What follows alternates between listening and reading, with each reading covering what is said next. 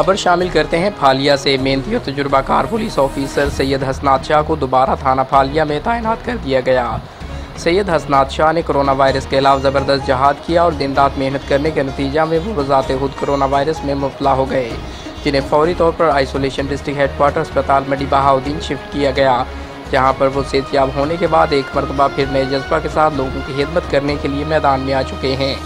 इनकी शानदार खिदमत के पेश नज़र इनको दोबारा थाना फालिया में बतौर SHO तैनात कर दिया गया है और उन्होंने थाना फालिया का चार्ज संभाल कर काम शुरू कर दिया है।